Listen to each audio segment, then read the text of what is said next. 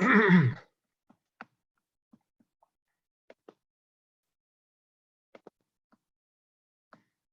guys, hope you're well. We may have a lot of people on tonight. I think there were 213 registrants. So let me get you promoted here as fast as I can. And just remember tonight, Lou Carlson is coming on. He's going to talk about the open-ended mortgage, which I think is going to become a very popular product in the coming days, weeks, months, and possibly years. Also remember Wednesday night, for those of you who are on the team, Larry Saunders is going to come on to talk about the DCR loan. So this was a loan for people that, like most of us, we don't have W-2 income, where we have commission income, passive income through rentals, things like that. So the DCR stands for debt coverage ratio, and what that means is when you apply for the loan, they're not looking at your personal income. They're not looking at that at all. They're looking at the income from the property that's being purchased. So clearly, this is an investor-focused loan. So Lou, I'm promoting you now, Lou, but hang on two shakes of a lamb's tail, and I'll also make you a co-host. And I did get the slides to show everybody. So we've got a lot of promotions to make here first. Let's see. I apologize, I've lost track of it. If I didn't call out your name to say hello, please forgive me.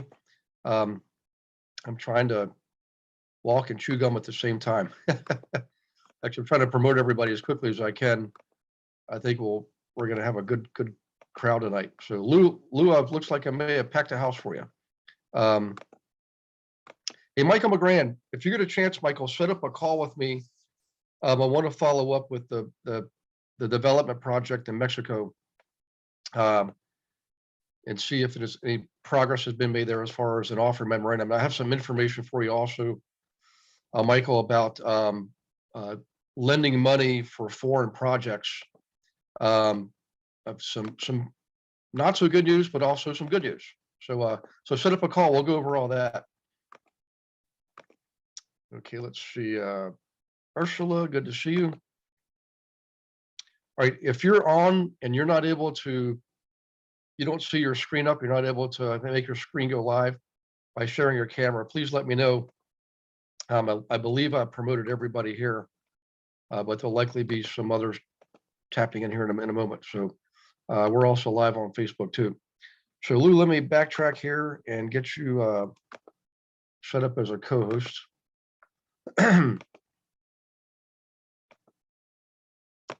Okay, so Lou, you're now co-host. And let me type in my message here. Hang on one second.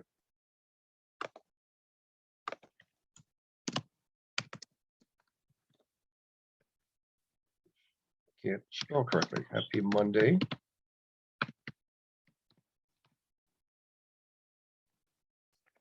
But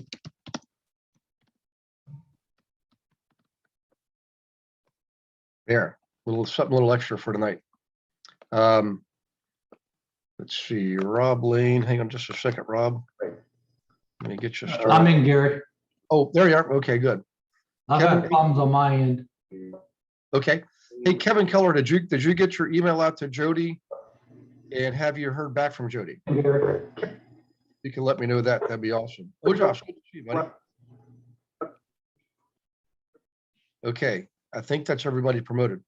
So we're going to go and get started here, guys. I know we'll likely have some more people logging in and dialing in.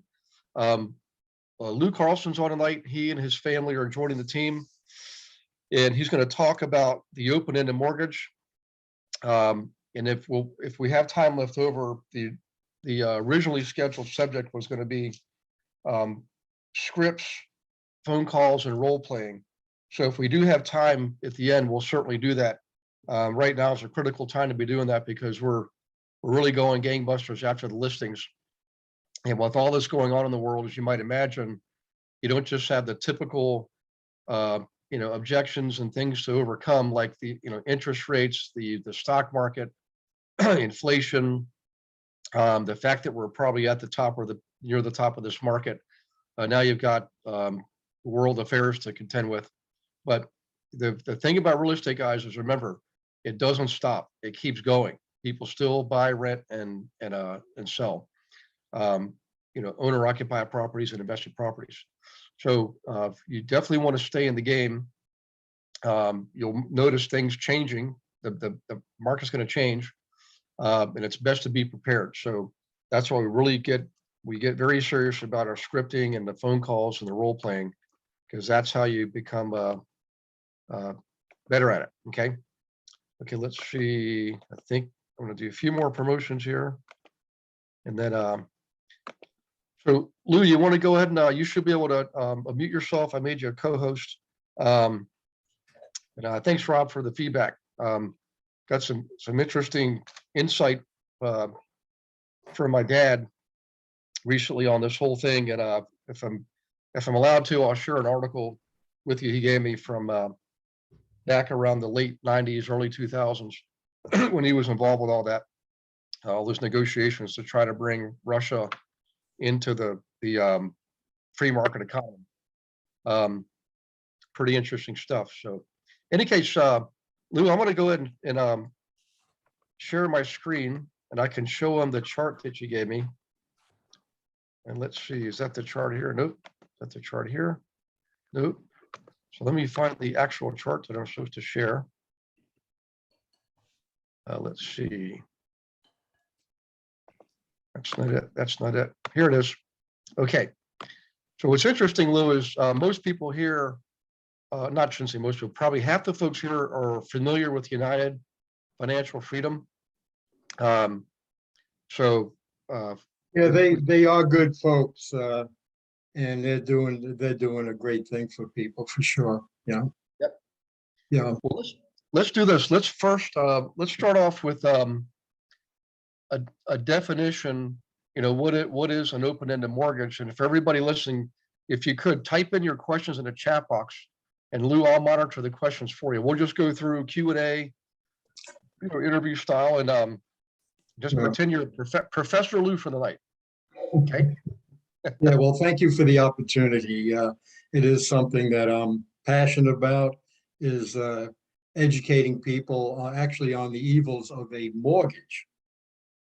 So a mortgage is a closed end, which means money in, you cannot take money out. Now, open end is you can take money out, which is an entirely different way of doing things. The mortgages, it's a broken system, and it's only getting worse, especially with the prices of homes, and people are putting themselves at risk with a mortgage. Now, an open-ended mortgage, open-ended loan, let's get that straight. It's not a mortgage. It's an open-ended loan. It alleviates all the risk, because you can take your money out. Now, just think, excuse me, I have a little drink of water here. Mm-hmm.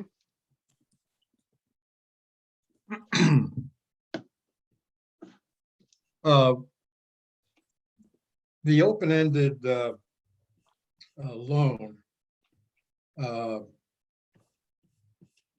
excuse me, I'm having a little bit of a spell here. That's okay. Yeah. Yeah. So what would you say is the the primary benefit of having an open-ended loan it's been now let's just use the simple example. This would be a loan on your own private residence. We could start there. How about that? Surely, right. Yeah. Well, just by itself, it will, if you pay this the way you would a mortgage, you would pay it off in about 9 years. Okay. All right. So I'm looking here, year one, column one, interest total per year. That's what you pay the first year in interest. Of course, the total, that's the lifetime, is your row one would just be for 1 year. Right. What we're looking at here is the mortgage and the unfairness of what a mortgage is. Mm-hmm. This shows the true interest rate of a mortgage. Like it shows this is a 3% amortized. Well, you think 3%, well, that's an excellent rate, but it's so misleading because that's not the true interest rate. Mm-hmm. The interest rate on a 3% is actually 58.74. Mm-hmm. Yeah. Yeah. If you look at the year-to-date principal and interest is 58.73% of the total payments you made that year. That is correct. Yep. That is correct. And it doesn't get much better in year 5. You're still paying a high interest rate of 58.48. Mm-hmm. So 5 years, you have only paid in a total of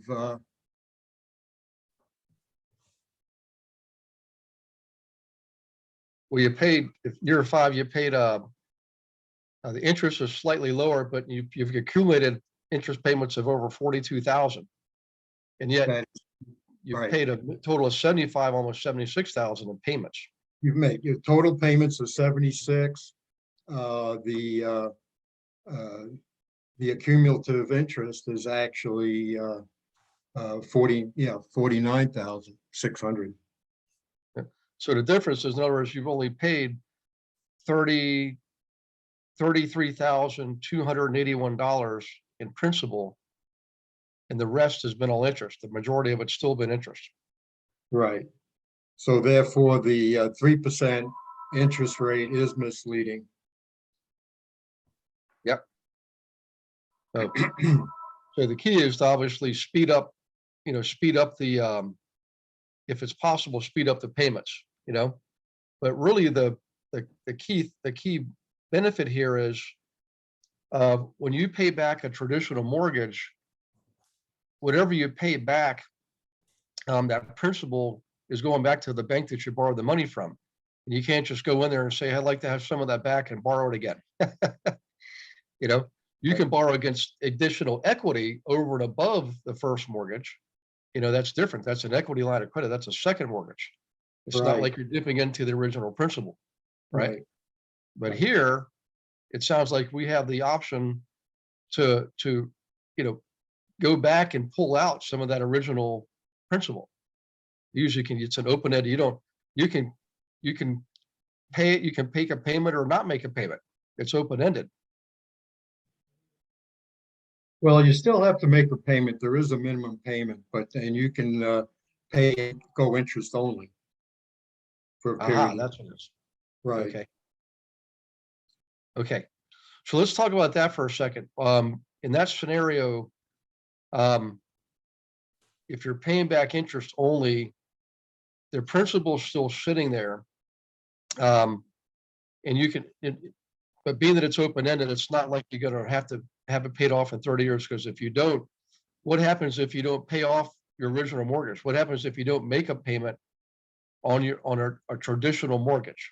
Well, on a traditional mortgage, if you don't make a payment, 90 days, they can go ahead and foreclose on you. Right. With it being open-ended, that takes any threat of foreclosures would be non-existent. You could Right. always go to your principal and actually live off it for a period of time. If you hit a bump in the road, you'd be just fine. You would that threat of foreclosure is gone. Okay. Okay. Go ahead with your next order. I'm going to look and I've got some questions here for you. So Rob is asking, and we came up with this earlier when you were discussing this. It says it's like a HELOC with a question mark. And I guess would you say it has some similar characteristics to a Yes, HELOC? it does. It has similar characteristics, but it is different. Number one, it's 30 years, where a HELOC, you have a a period of time where you can draw against it. And then they basically close it on you. You've got to pay that, you got to pay that back. So a HELOC actually turns into just like a mortgage at some point. That's the difference between a HELOC and an open-ended first lien position loan. Mm-hmm. Yeah. Okay. And Gina's asking, or like a life insurance policy. So you know how on the IULs, Lou, index universal life, whole life. Yeah, you can very accumulate- familiar with that as well. Okay. Is it reasonable to draw some comparisons there? I've studied both. One big difference for me is a life insurance policy. It's the policy that has the cash value versus a piece of real estate. That's one big difference. Obviously, it's two different products. But I guess the thing that Gina's probably getting at is we can borrow against the cash value of a whole life policy. So is it like we have the same opportunity here? In other words, we have the opportunity to borrow against. Well, you're not borrowing. It's your money. I mean, you can take it out. Okay. You can take it out, make investments. I mean, it's an investor's dream. Yeah. Where you can take your money out and do whatever. And actually, you can go out and buy other properties, use the open-ended loan to go out and finance other opportunities. Now, what's the if you don't mind me asking, what's the mechanism for that? Is it do you write a check? You get it like a checkbook you can use Right. to Oh write? yeah, there's a checking account attached to it. Absolutely. Yep. Okay. All right, that's interesting. Now, PF is asking, the question is, how is this better than a reverse mortgage? But I think probably, let's talk about how is it different than a reverse mortgage? What would you say is the biggest drawback to a reverse mortgage? Well, I used to be against reverse mortgages, but now I look at them entirely different. I think that's a tool also that can be used. Of course, you have to be age 62 to do a reverse mortgage. Yeah. Well, but I like this much better because it gives you more control. A reverse mortgage, there's a lot to be said about that. But I think you have more flexibility and more control with this, with your money. And the capital that is in the property, that's yours to utilize and optimize, actually. So it's the flexibility of being able to take that money out. Yeah. Well, the challenge with a reverse mortgage that I see that I don't see with an open-ended mortgage is the reverse mortgage. When you first started out, it's based on they do an appraisal on the property, just like they would do any mortgage.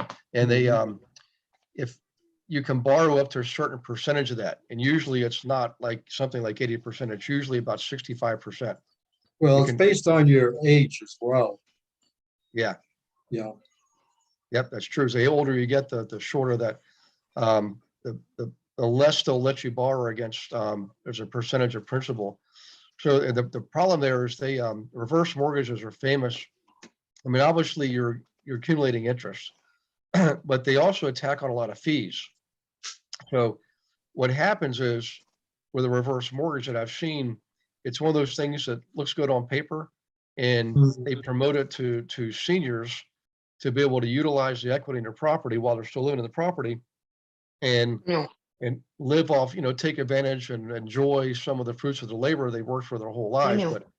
But what happens is a lot of times what we've seen, I was in banking for years, is unfortunately the scenarios aren't always very positive and uplifting. It's not like a happy couple at the end of their lives going to travel the world.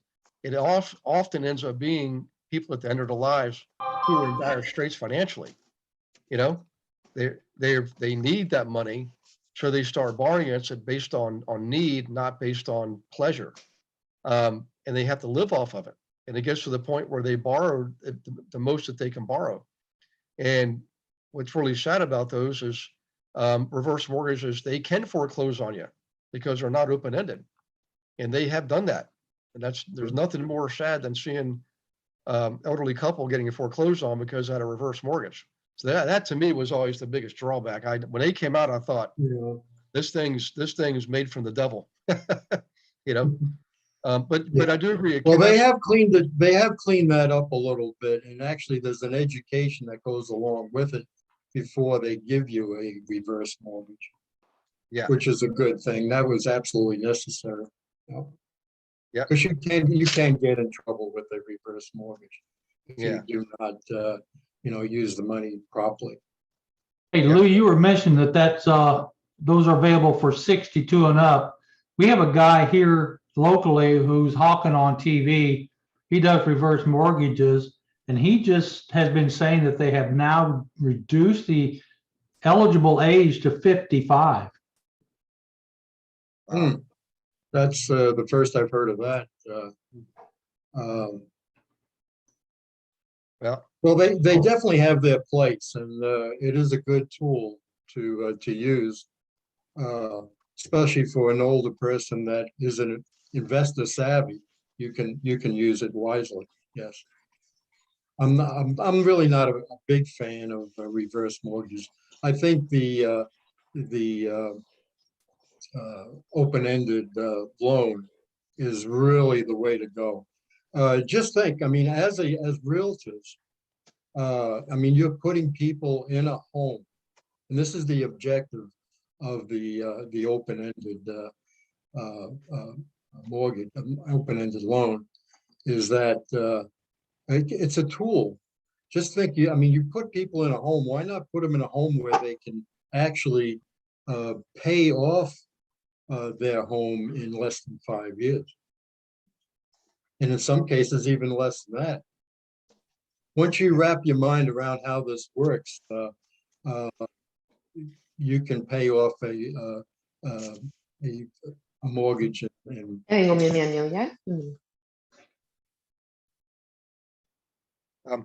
Was there a question there? I'm sorry. I think somebody's doesn't realize they're not muted. Okay.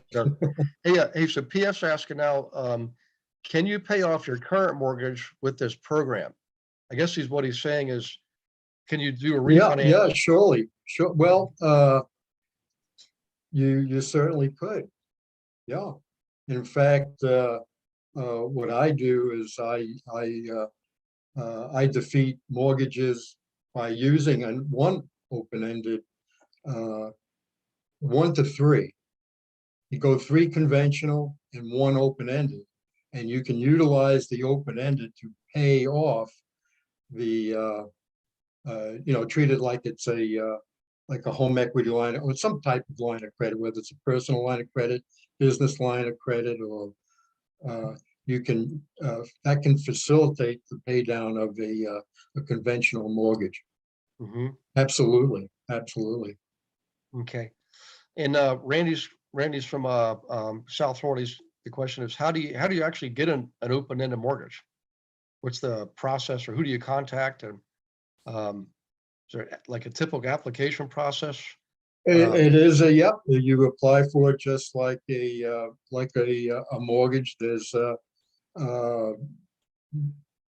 one company in particular that does offer these, and they have taken the lead on this, and they probably do at least 90% of these mortgages, loans. Okay. Now there is it's a little bit more difficult. You do have to have a high credit score, a higher credit score to, and you do have to have at least 20% equity in the property. Okay. So it really is. It's really not a high bar to get one. I mean, yeah. Well, it sounds like maybe we could draw an example. Like, so Gina has a question: what are the mechanics of how this works? So maybe we could take an example of, maybe, how about an example of somebody that owns their home outright? They already have it, whatever they had before as far as the mortgage is paid off, Sure. and they apply for this. So I understand we have checks that you use to write checks against the principal, but is it, I'm just going to speak, just kind of talk as I'm thinking here, guys. From my banking days, when you took a loan out to buy your home or to refinance your home, you were borrowing against the equity of the home, okay, the value of the home. And the money that you were borrowing was actually the bank's money. It's just tied to you have a note and a mortgage. So your note is you giving the bank a note, a promise to pay. The bank gives you a mortgage tying the note to the property, okay? In the case of an opening a mortgage, what I'm gathering here is when you borrow, you're not actually borrowing the bank's money. It's like you have an account, it sounds like, that represents the value of your home. So Lou, tell me if I'm way off there. It's a replacement for a mortgage. It's not it's not a refi. You're really taking the banks out of the equation. And that's, well,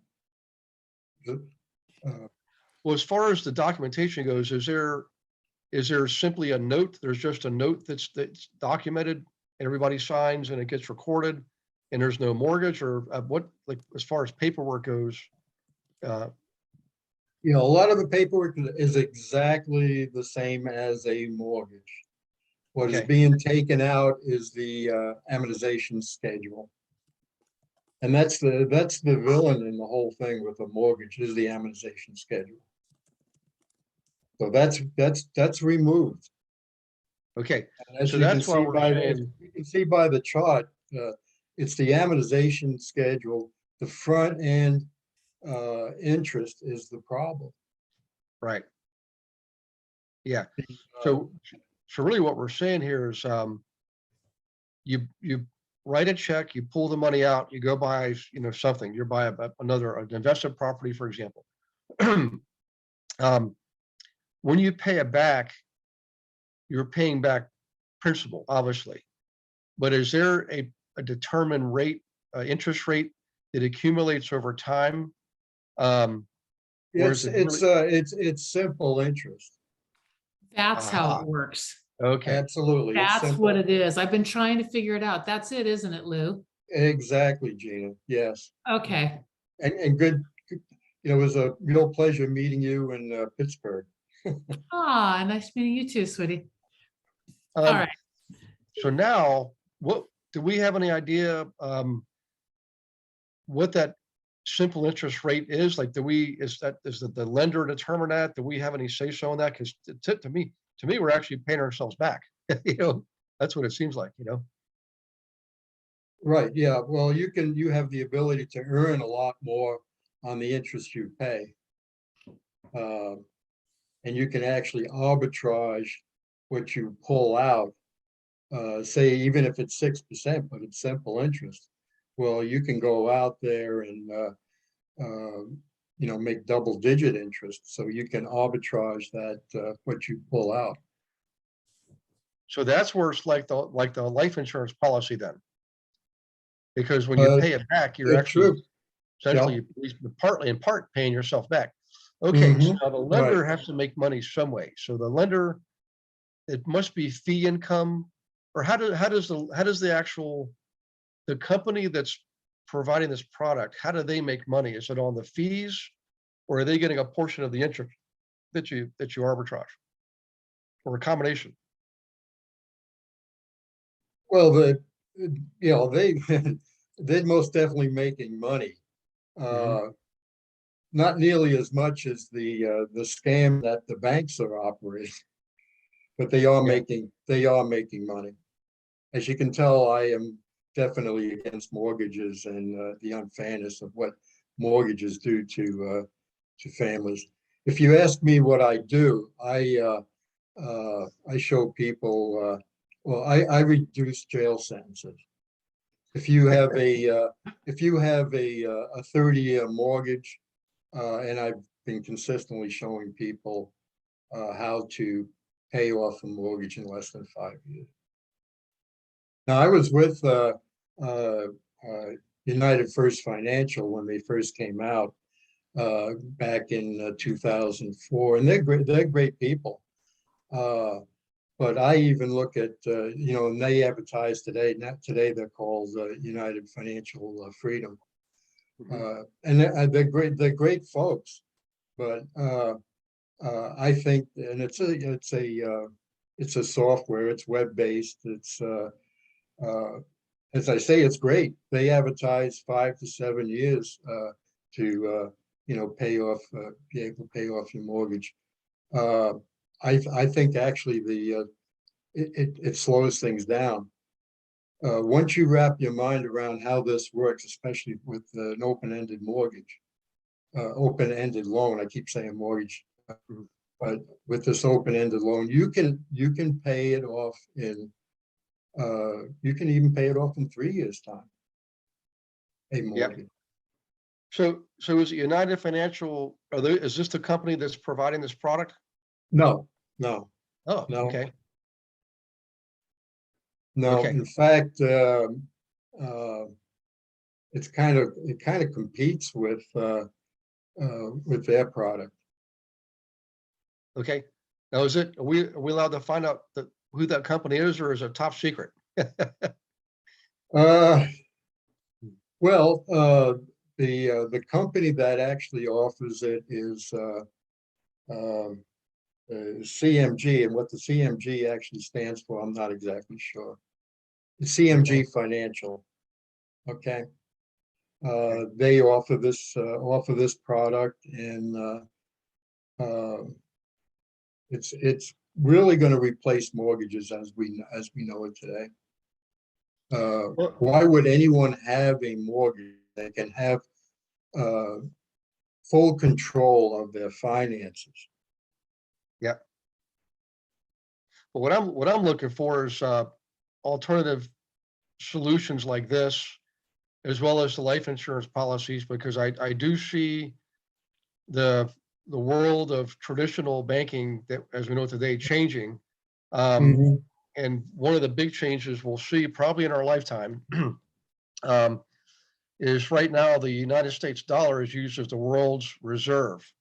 What that means is whenever any international trade agreement is made, or any transaction involving two different countries, doesn't matter if the U.S. is involved or not. Could be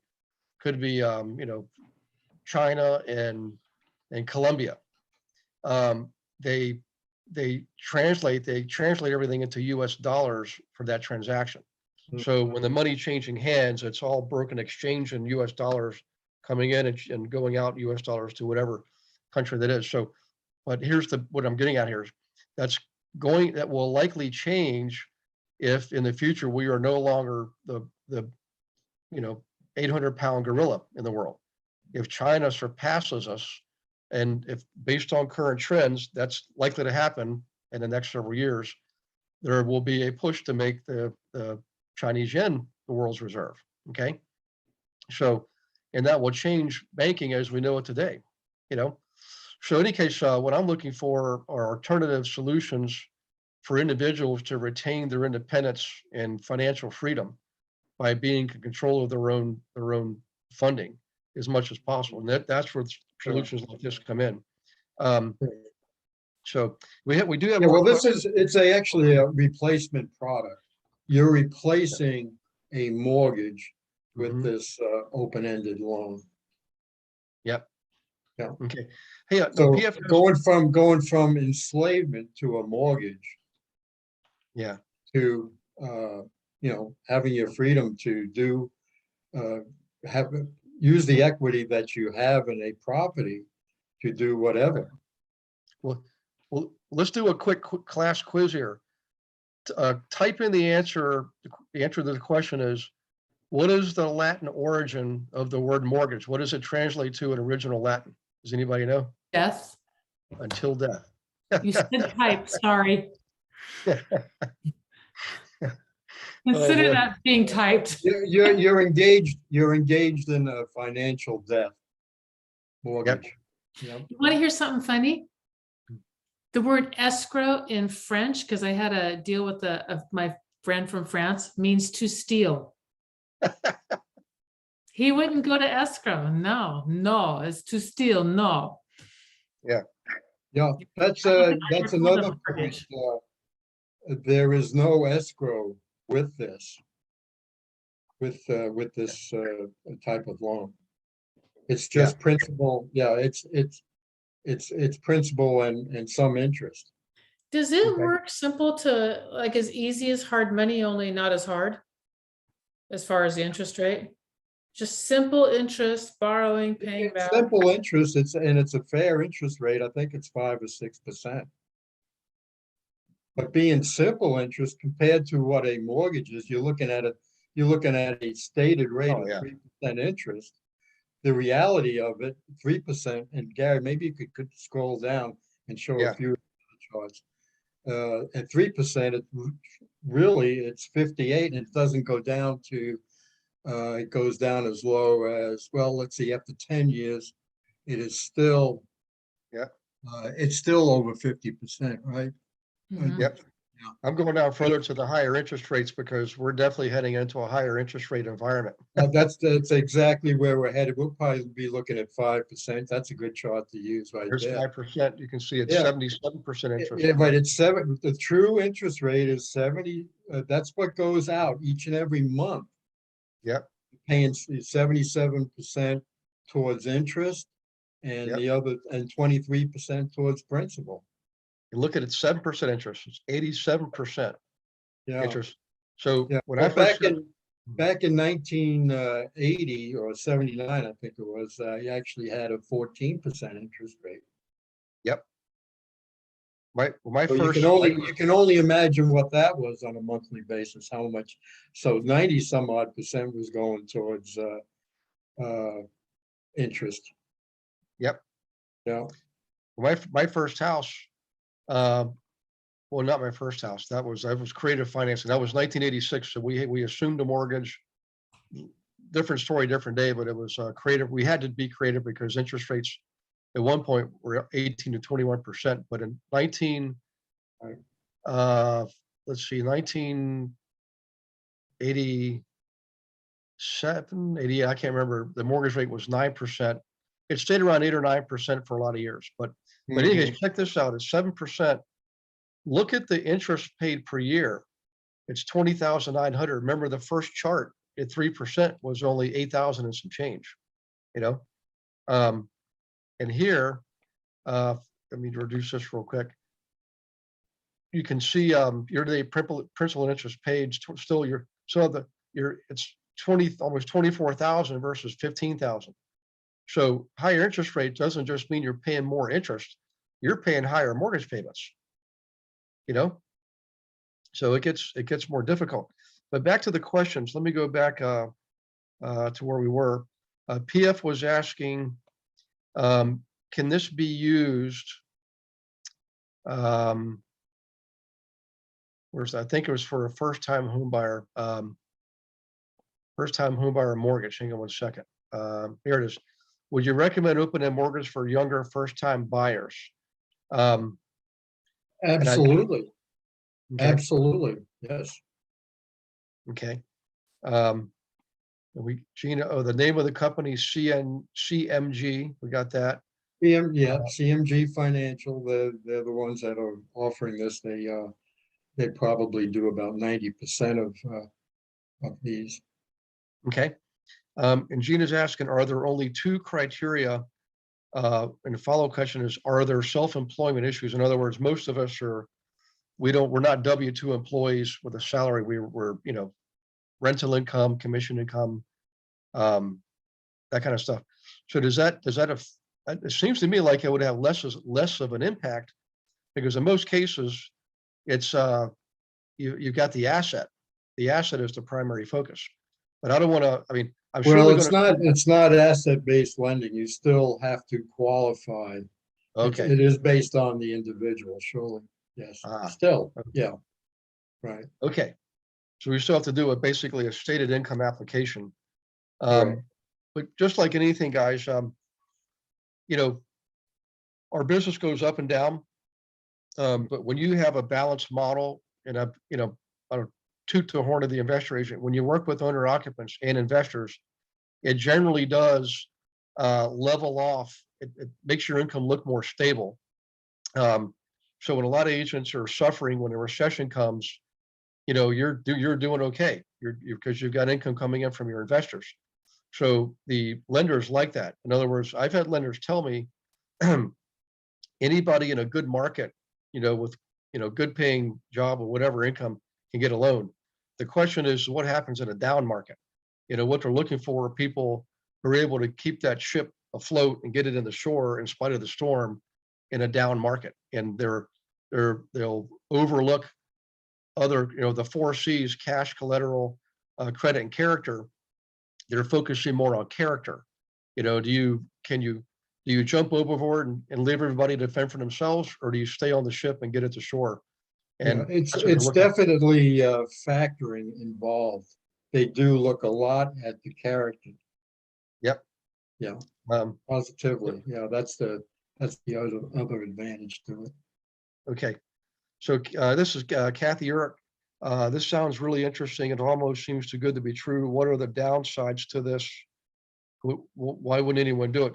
So I think, Lou, and I'm gonna let you elaborate. It does seem though that they, because of the circumstances, they really are going to scrutinize you, I guess. So what's your feeling on it being like if we were to go to a traditional lender, option A to get a traditional mortgage versus option B, go to CMG to get this type of loan, would CMG scrutinize us more? Or what's your feelings are? I don't know what are your feelings or thought on that? That's probably really what Kathy's driving at,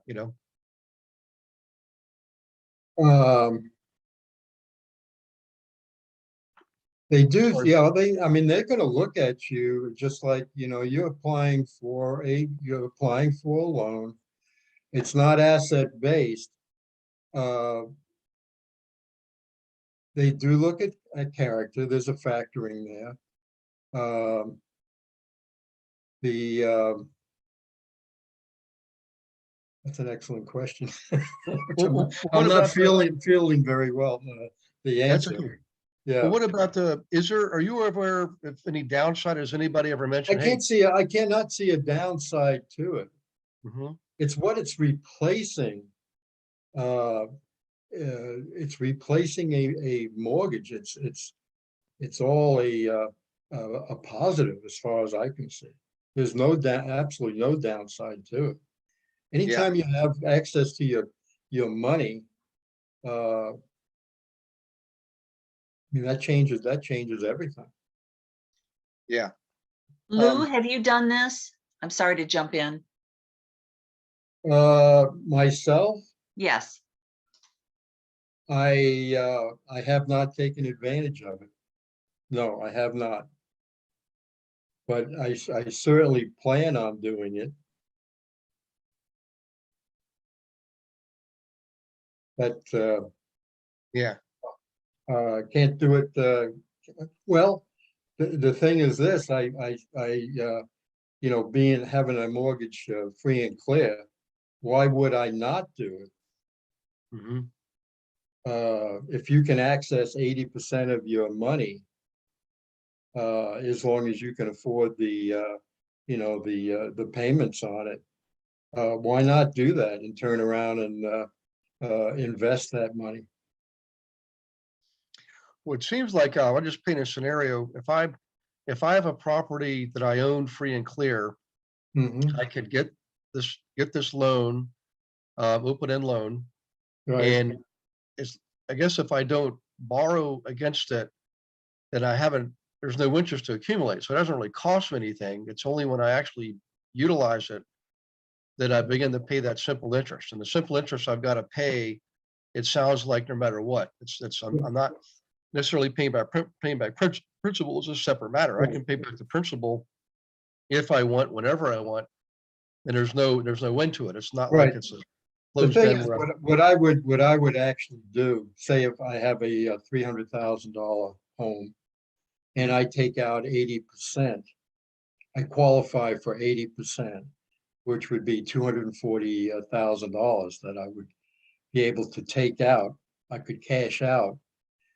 What I would do immediately is on the very first payment, pay it back. I'd pay back most of it. Mhm. So Yeah. therefore, you're only paying what's outstanding. Right. And that's, and the, you're only paying what's out, and then you can take the remainder of the money and invest that and grow that money. Right. Well, I think this is going to help. I'm thinking of the scenario I was just drawing on a moment ago. If I was to get a home equity line of credit against a property that I own free and clear, that home Mhm. equity line of credit essentially is taking a first position in a traditional sense of borrowing with a mortgage. And Right. if I borrow against it and I don't pay it back, the bank can foreclose on me, even if it's just $1,000. But with this, I'm only required to pay back interest. I don't have to pay the Mhm. principal back, you know? Correct. Right. So a couple questions. One question is, can I use this against my primary residence only, or can I also use this against other properties that I'm using for investment, like rental properties, for example? Can I do a, Absolutely. okay, Absolutely use it against, not only your residents, right? right. So they really can't foreclose on you, but I guess at some point, let's say I did this and then, live another 40 something years and I pass away and I've used the money, um, and then the house goes to my heirs. Um, that cash had, so probably that cash would have to be paid back, um, at some point. In other words, the money I'm taking out, didn't come from my personal savings. It came from CMG. Um, it's a note, but the note is collateralized, right? That's Mhm. tied to the property. Right. So at some point, let's say, Lord forbid I get hit by the bus. Um, at that point, it might sort of look like a reverse mortgage where, yes, the heirs can sell the property and take the proceeds minus what we took out and borrowed from CMG. I'm guessing. In other words, they're not just going to say, I don't think they would say, oh, that's tough luck for us. Um, you follow what I'm saying? I'm guessing they don't foreclose on you, but if the property is sold for whatever reason, let's say I just simply sell it, that money principal would have to be paid back then. Does that sound right? Uh, I mean, I've been paying, if I took out $100,000 and I sold the house for 300, 100,000 at a bar, I borrow it's against, based on my own principal. Um, unless there's something, a misunderstanding on the front end of this, when you first approach CMG, make your mhm. application, they approve you, um, they open up an account. Uh, uh, I'd have to find out from CMG what the underlying infrastructure is. If they have a pool of investor funds that are lending out, and each one is secured by this property that you own, then that definitely would have to be paid back. Um, the only other way this would work is if they're actually giving you your own account that you draw against, but then why would you pay interest back on it? And at that point, they're gonna, of course, attach it to the property. It's gonna be a secured loan and Mhm. secured by the property. At that point, uh, they could file a lien against the property. That doesn't sound like what they're doing here. So I think it's the former. I think it's open-ended.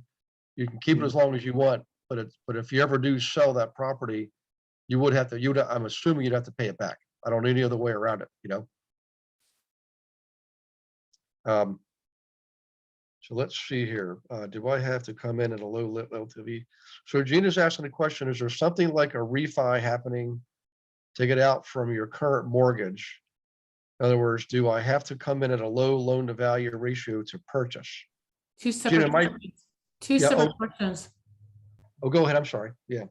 Two separate questions. The first one is, are there limits on the LTV? Like I can only go up to 80% of value or anything like that? And then the second one is, would the vehicle used to get my, out from underneath my wow, I need coffee. My current mortgage, would that vehicle used be something like a refi? Is that kind of similar to what the vehicle would be to get into this instead? Okay, well, you can only get 80% of the loan to value, 80% of loan to value. Okay, that's the cap on that. And the other question was, If I have a current mortgage on my property, would I use Mhm. something, would it look similar to a refi to go into this, to use this to pay off the other mortgage and then have this simple interest open loan instead? right, you would, yeah, Okay. you're actually replacing your mortgage with that, and yeah, your mortgage would be satisfied, Okay. yeah. And they'll leave this open-ended mortgage on for, let's say I live in my property 30 years, like Gary was saying, and sort of his Yep, scenario a little bit. it's 30 years. Okay, Where a HELOC is, you can draw maybe, well, there's different types of HELOCs, but yeah, but like 10 years you can draw against that. And then after that, it's just, it's closed basically, and then you've got to pay that back. So it's just like a mortgage at that point. okay, thanks. Surely. Okay. That helps. And Rob Lane, thanks for sharing this. So that the beginning, it was so the guy named Christopher M. George established CMG Mortgage in 1993 in Pleasanton, California. And I taught a class there, actually. Of course, I can say that about 600 different towns, but so Pleasant, that's actually not too far from Fremont. It's Gina? the, Rick GIA owned both market centers. Yeah, how about that? So in any case, thanks, Rob. So PF got the question. I saw a report saying China is deploying virtual yen and handle all transactions electronically in line with what Gary is saying. Yeah, there's probably even a lot more PF that I'm not even aware of, I mean, I'm just a simple person, but I can kind of see where things are going. So, okay, let's see. Next question. How does this compare to velocity banking? This is from Michael Dunlap. And Michael, I'm not familiar with that term. Lou, have you heard that term, velocity banking? Yes, in fact, I've been my own bank since 2004. Yeah, on Nelson Nash, that concept, yeah, velocity banking and infinite banking. Okay. So is velocity banking the same as infinity banking? Two terms, same concept? It's similar, that's how money works. That's how money works on velocity. Mm-hmm. And money needs to keep moving. Yeah. Well, that's one of that's why I was not sure. So Michael, that there might be more behind this, but to me, and when I think of the term velocity in different contexts, it's in the investing context, and the term, what it relates to is how fast do you get your principal back? That's what investors want to know. When they buy something, of course, there's a rate of return they're looking for typically, but how soon do they get their principal back to redeploy it with other investment activities? So Michael, is that your understanding of velocity, or is there a different meaning here that you can share with us? If Michael, you're still there, you can unmute yourself. Well, maybe I can't because maybe I haven't promoted him. Hang on one second. Let's see. Michael Dunlap. Okay, Michael, I just promoted you. I didn't realize you had not been promoted. But if you could, Michael, unmute yourself and let us know if there's a different meaning you were thinking of with the term velocity banking. And while we're waiting, Bill's CMG financial all-in-one loan. That's what is that a question, Bill? All in one loan? It's, looks like it's probably. That's what it's dubbed. It's called an all-in-one. That's just loan. what it's called. Right. Oh, gotcha. right. Okay. Oh. Okay. Actually, the national spokesperson for that is Ben Stein. Oh, There's a number of videos. In fact, there's a good thing to go to is a 10-minute explanation on how the all-in-one, the nuts and bolts of how it works. Mhm. And I'll share that with you, and you can get send it out to your group. okay. And Michael Dunlap was saying, yes, that is the same, one of the same, the term. So Naomi, I think I just promoted you. Okay, Kathy's asking, okay, so if you apply for this open-ended loan, your house becomes collateral. You pay off your house and you make payments to this open-ended loan, giving you the ability to draw off the excess equity for whatever investing, correct? Actually, you know what? I'm going to add to this question, Lou. In a reverse mortgage, the property can be reevaluated every several years, and they can, increase the value on the appraisal. So the lender of the reverse mortgage can allow you to borrow more. So on this open-ended mortgage, do they from time to time reappraise the property, thereby increasing the total that you can borrow? It seems like that would be a great feature. I don't see an issue with that, Well, if you have access, say you have a home that's 300,000 and it goes up to 400,000. I mean, you always have access to 240,000. Mhm. I suppose you could go and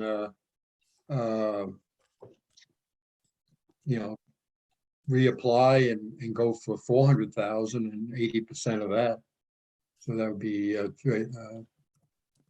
$320,000 as opposed to 240 that you would have access to. Yeah. Of course, there's when you do that, there is a closing costs involved. Okay. Absolutely, yeah. Well, that's definitely a question I'd like to ask them is if we come back 5 years later, because in the last 5 years, look at property values, Yeah.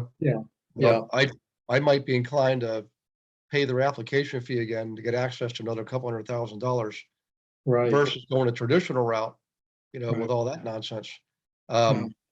I think the biggest thing with this, it's taking you out. The biggest thing it offers, it's taking you out of a mortgage. Right. Well, I consider it's getting you outside the matrix. So, Absolutely. It's taking you out what is a broken system, which is mortgages. well, it's designed. And Yeah. if you look at banking, I mean, borrowing money is inherently designed to, what's the good phrase for this? Create a degree of indentured servitude. I mean, you're inexorably connected to the lender, and if you don't make good on it, there's terrible consequences: loss of house, all garnishment of wages, all kinds of things. Not just foreclosure, potentially bankruptcy. So it's designed to always keep you in a JOB, just above broke. So think about it. It's not just houses either. Credit cards, cars. And I could go on and on about. I'm going to get off my soapbox now because I'll spend 2 hours on that. But I will tell you, several years ago, I paid off my last mortgage. I have no debt, zero debt, and I can't begin to tell you guys how good that feels. And my hope and wish and prayer is for all of you to have that feeling. This is something I can see myself doing because it's up to me that the buck stops here. I'm the one that's responsible, and I'm not beholden to somebody else. I mean, to a degree, I am. I get that, but the fact is, it's. I essentially see it as being more like my money as opposed to somebody else's money. And if I don't want to pay it back, I don't have to pay it back. There's no fear of foreclosure. or any other type of penalty. It's a simple interest. They're not going to tack on other penalties and fees on top of that. That it's not perfect, but it's a lot better than the traditional model. But I'm not, and I'm trying to be careful what I say here because I used to be a banker. By the way, you know what our nickname for bankers is now, don't you? Banksters. Put in an S before the K and a T after the K. You got bankster. Yeah, that's right. The banksters. You know, there's a whole one of these. We'll have to do a class on that one of these days if we have some spare time about what actually happens in the world of banking. It's not, you're not just going to Bank of America. There's a whole chain of money borrowing going on behind the scenes there, you know? So the Federal Reserve is actually a bank. The Federal Reserve is not a government agency. It's a private entity. It's regulated by the government. But they have a lot of control over things. So in any case, let me move on because I'll go down a rabbit hole. We'll be here all night. Let's see, PF, would someone get turned down for this loan? Or I guess I would say that if I could rephrase that. Yes, yeah. You have to qualify. You have to have at least a 720 credit score. Yep. Yeah, you can most definitely be turned down, and it's not for everybody. Right. No. Okay. All right. This could be interesting in a lot of scenarios. I'm going to give you one scenario, guys, right now. So there's several of us on the call here tonight from Florida.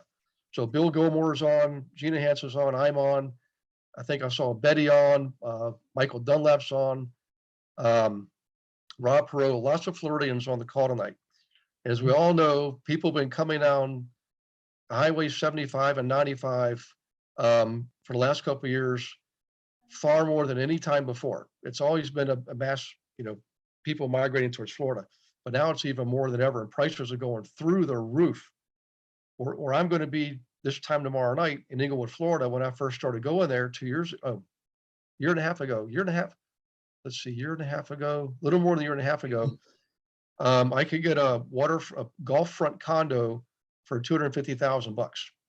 Okay. Last summer, it was $335,000. Guess what it is now? $450,000. Yeah, at least. Yep. So what I'm thinking is I'd like to get something there for investment purpose. I'm thinking instead of getting a traditional mortgage, by the way, because it's in a typically in a condo community or HOA community, you have to get a certain type of mortgage. You can't just go to a regular bank and say, I'd like to get a regular mortgage here. So the bank that makes those loans on there, you have to have 25% down. Okay. So what I'm thinking is I could do this where I'm paying interest only, right? Rent the thing out, let the principal sit there at a simple interest rate. I don't care if it's 5 or 6%. That's a flat interest rate. Sit on that thing till the dust settles, and then maybe sell it for profit or move in myself. You guys think that's a good idea? Yeah, I think that's an excellent strategy. Well, if I do it, everybody's invited. We got a pool and everything. I've already looked at the property, so pool party in my house. So, in any case, hey guys, Michael McGran put in the link here. It's what Bill Gilmore was mentioning. It's all in one. So it's cmgfi.com/all-in-one. I'm gonna repost it here, so you guys can copy and paste it or cut and paste it. Hang on just one second. So there it is again. Thanks, Michael, for doing that. It's Kendra, I agree. Borrower is a slave to the lender. Yep.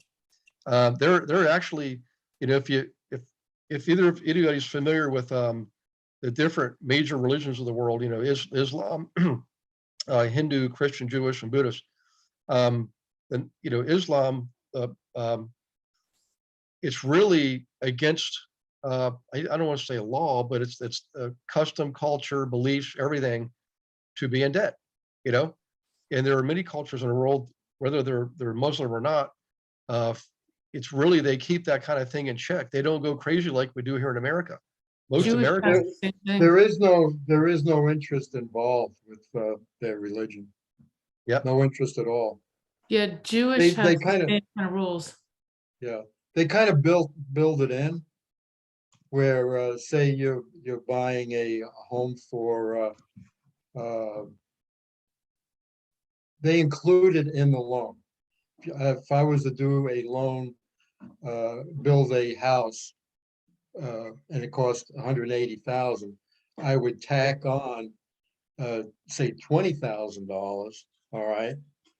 And that's what you would pay for it was, and that 20,000 is not, it's not interest. It's not structured like a mortgage where it's Yeah. an outrageous, they're taking advantage of you. It's just built into the price of the property. Yeah.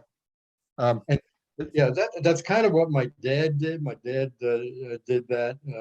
And this is where I learned all this from. My dad was my mentor. And this goes back to 1935. He recognized the evils of mortgage, and what he would do is he would just work out an arrangement with the purchaser, and because back then, I mean, homes cost like $10,000, right? So Yeah. maybe he would charge 10,500 and work on an arrangement where they would pay him back whatever they were comfortable with paying him back, but they were paying 10,500 rather than 10,000.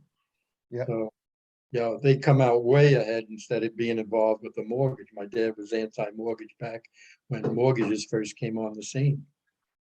Yep. And we got a few more posts. This is from Rob. Thanks, Rob. From the website, the CMG website, excuse me. Quote unquote, as the nation's only 30-year draw home equity line of credit with an integrated sweep checking account, it puts your income to work to lower Right. daily mortgage principal and monthly. So that's okay. That's the other critical missing piece. It's a Right. It's a tool really to create, you can create wealth with this. yeah. Well, Yeah. the sweep account is what we used to use with big commercial accounts. We would take every day. We would take anything that would be left sitting on the side, sitting in an account, not doing anything, and sweep it into what's called a sweep account, and it would earn the rate for that day. It may be 0.0001, but if you apply 0.0001 to a $1 billion, it adds up. So, Mhm. okay, that's a critical piece I wasn't thinking or seeing before.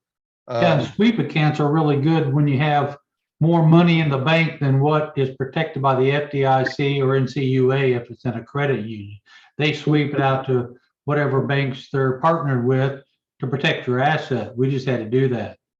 It's pretty cool how that works. Yep.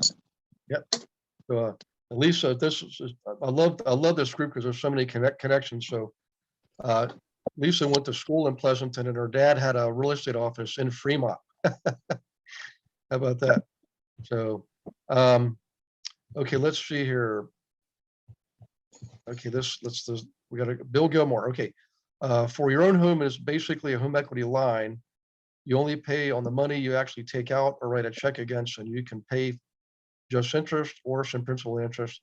Why simple interest if it's your own money? Bill, I kind of like personally like simple interest better, because if it wasn't simple and it was amortized, then that would imply that a certain portion is always going to be principal. And one of the key benefits of this is that you can borrow against the principal, but not necessarily have to pay it back, at that moment, starting the next month.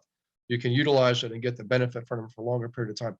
To me, I don't know if Lou, I'm on the right track there, but that's why when I see the benefit of having the simple interest is you can truly leave the principal balance sitting there. You can take it out or not take it out.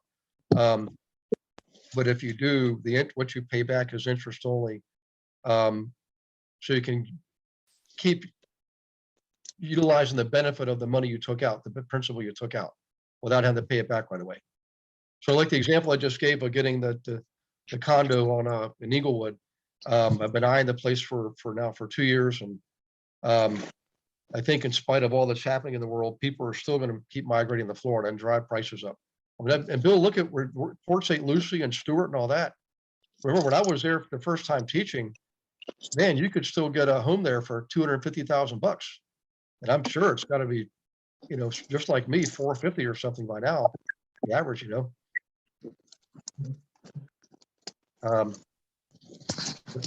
Let's see if I got all these covered here. Is My, this a my low- first home in, outside of Orlando was $25,000 in, 1969. And that home today is about $500,000. Well, I Should have believe it. hung on, I should have hung on to it. Okay, let's see. I want to make sure. I think we're done with all the questions, but let me just verify here. And thanks for all the input, guys, and the feedback. Sometimes I kind of get on a soapbox a little bit. Oh, Bill said he's already filled out the form. Have them call me for more detailed info. I think I'm going to do the same thing. This is interesting. I'm actually going to go look at a place on Thursday, and I'm seriously considering using this product. As opposed to a traditional loan. Yeah, I can definitely connect you with the right people that will, steer you, to CMG.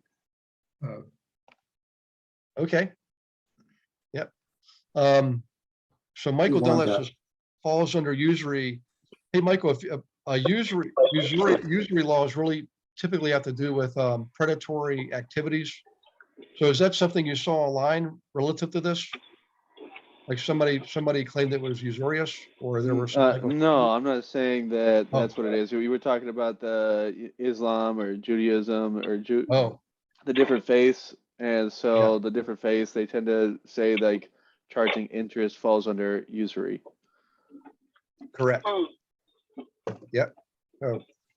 Hey guys, that was actually here I'm in my nativity. I thought this would be about a 45-minute, half hour to 45-minute subject, but look at the interest in this. And now on the team, remember this Wednesday night on the team meeting, we have Larry Saunders coming in to talk about the other loan for investors. I'm drawing a blank. Lou, you and I must have been eating the same food today. The debt coverage ratio loan, I'm sorry, the DCR loan. So that's going to be Wednesday night on our team meeting. That could also be interesting for a lot of investors. This to me is, hey, Bill, you're welcome. Good to see you too. Thanks for participating. But does anybody have any final questions or comments on this? And Lou, if anything you can share with us, if there's like some benefit to you for us going through you or something, please speak up. We want to make sure we honor you for taking the time to bring this to our attention, Yeah, well, surely. I'm more than happy, actually thrilled to share this with folks, because it's about making a difference. Just use it as you can use it as a tool to help your clients. Just think, I mean, you put them in a home, why not put them in a home that a pathway to have that home free and clear? Yeah. And alleviate them of a mortgage. Get them out of a mortgage. That's the main thing. Yeah. Well, Lou, do you want to type in your email in the chat box if you want to? Surely. And then Yep, people absolutely. can reach out to you, What is she saying? Oh, probably somebody didn't have their, I'm going to stop the share that way I can mute somebody if I need to. I don't see where I've got to mute somebody. Yeah. There we go. Found it.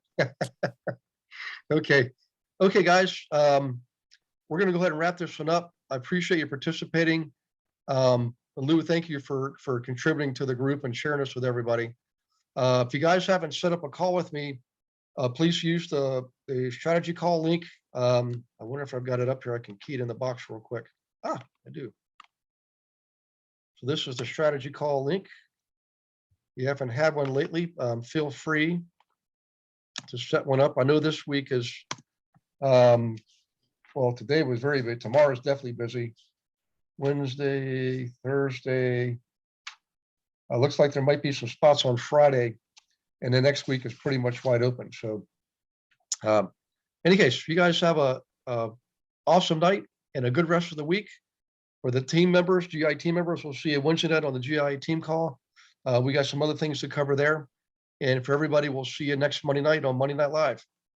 Wait. We still don't see Lou's email address. Oh, Oh, Lou, hang on. Hey, Lou, I think I have it handy here. Hang on one second. Yeah, Um, it's in there. I just put it in. Oh, okay. Let me go grab that real quick.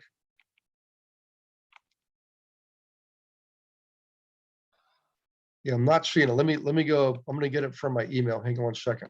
Um, Thank you. Good call, PF.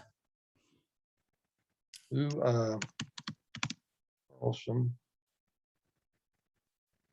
Okay, here it is.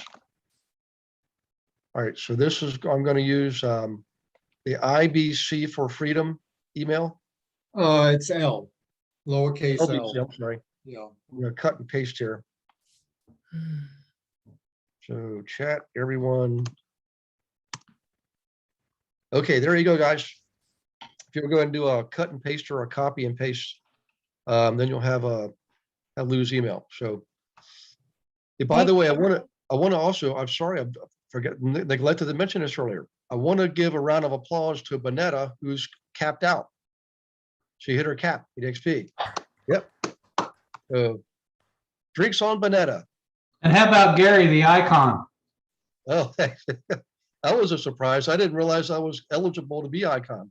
I mean, because of my status as the team leader. But I You're an guess- icon to us. Oh, thanks. Amen. Well, that's right, guys. I appreciate that. You know, I really, for me to achieve that, actually meant you guys had to achieve your goals. That's really what it comes down to. That's what I love about being at EXP and having this team model. Is it's not about me. You know, it's really the design is to help you achieve your goals, help you build your brand and your model. It's like me helping you, showing you build what you want to build. Helps me build what I want to build, but it's putting you first. And that to me is really what it should be all about.